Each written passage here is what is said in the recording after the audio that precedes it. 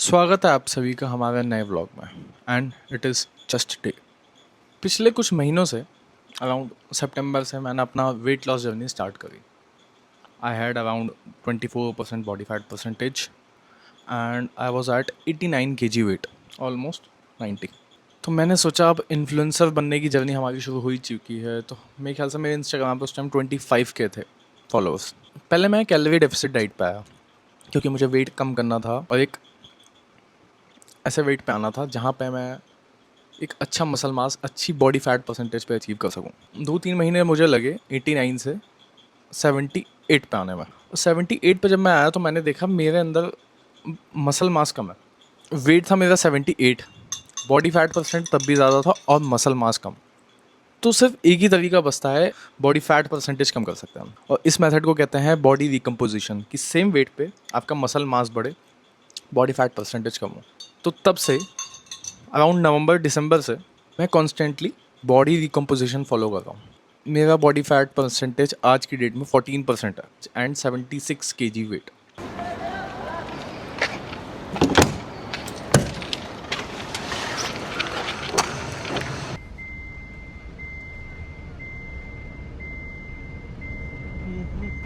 Most of the time होता यह है कि प्री वर्कआउट लेने का लोगों को तरीका नहीं पता सही। मैंने देखा है प्री वर्कआउट या तो लोग जिम के गेट पे जाके पीते हैं, नहीं तो एक्सरसाइज से तुरंत पहले पी के और एक्सरसाइज शुरू कर देते हैं। तो प्री वर्कआउट में जो कैफ़ीन होता है उसको एब्जॉर्ब होने के लिए कम से कम 15-20 मिनट लगते हैं।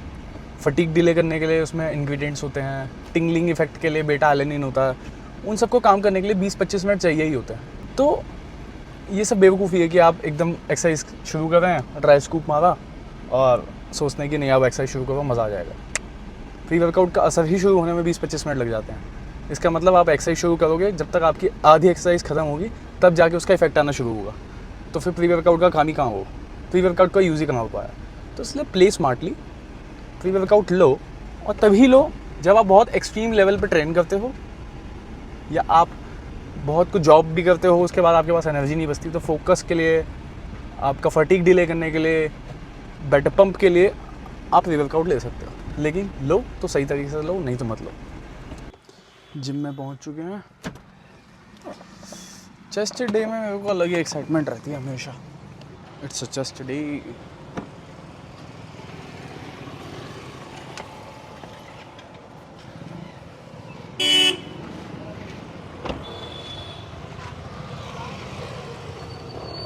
ये है मेरा gym, Rohini sector 24 elite fitness. किसी को आना हो तो आ सकता है, बस मेरे टाइम पे मत आना यार, भीड़ हो जाती है फिर। नेवर माइंड, आ सकता है। भले ही कितनी जाके ट्रेडमिल पे वॉक कर लें अलग से, लेकिन जिम लिफ्ट में ही जाना, मस्ती ख़त्म नहीं हो रही हमारी भी। आउटफिट चेक, ये तो रूटीन है भाई। लिफ्ट के शीशे में जब तक आप अपनी बॉडी फ्लेक्स करके ना देखो, मज़ा नहीं आता। ये सिर्फ स्मार्ट चेहरे देख के खुलता है।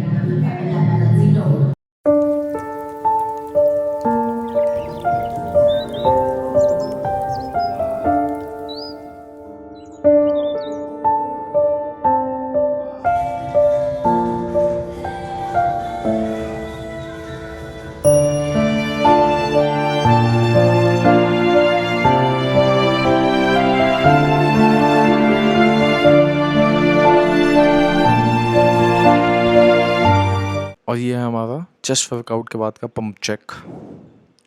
डिस्क्लेमर, मैं कोई सर्टिफाइड ट्रेनर नहीं हूँ।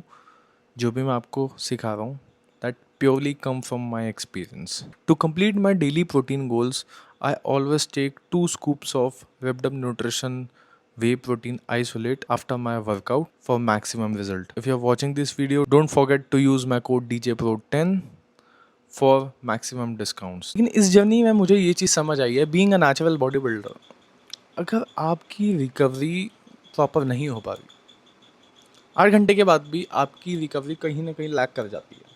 कंप्लीट 200 ग्राम 180 ग्राम प्रोटीन आप खा रहे हो तब भी आपकी रिकवरी लैक करती है। तो मैंने उस चीज़ को रिकवर करने के लिए स्प्लिट के साथ कुछ ऐसा ऐड किया कि जिस दिन जैसे मैं चेस्ट और आर्म्स ट्रेन करता हूँ तो काफ़ी सारी चीज़ें हो जाती हैं। चेस्ट हो गया, बाइसेप्स, ट्राइसेप्स और एब्स भी कभी ट्रेन कर लेता हूँ, तो फोर आर्म्स भी ट्रेन कर लेता हूँ, 4-5 मसल एक दिन में।